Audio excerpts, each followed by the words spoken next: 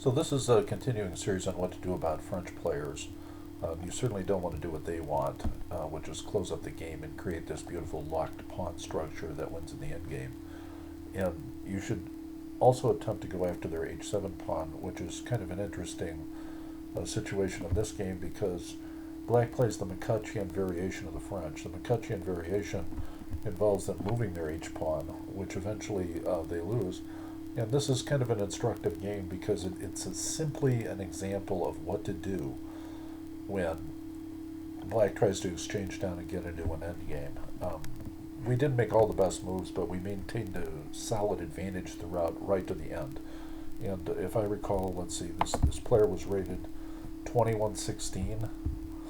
And we're going to start our engine and show you. This is the mathematician variation. You push, he pushes, you go back.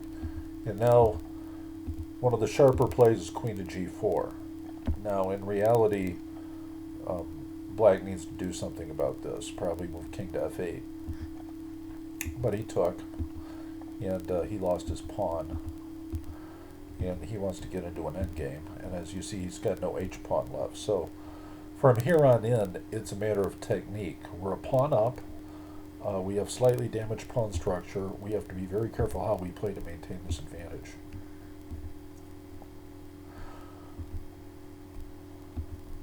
So far we're getting all the computer number 1 moves. He didn't play bishop to d7, which he needed to do here.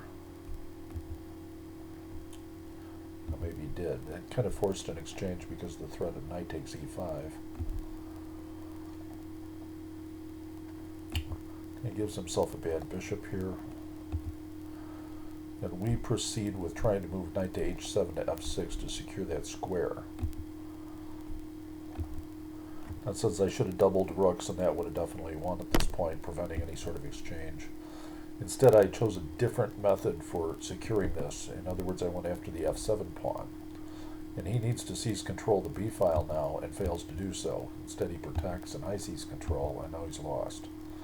So as you see, just this one move, and the game's over pretty much. Now, of course, I could have got a massive advantage here through a check and then taking, but I didn't want to afford him any counterplay whatsoever. And so I secured the knight. So instead of being up 4.5, I'm up close to 3.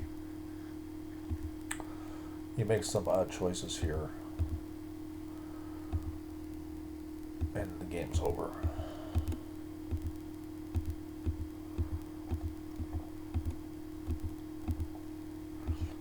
As you see, this was a very simple game to win McCutcheon French.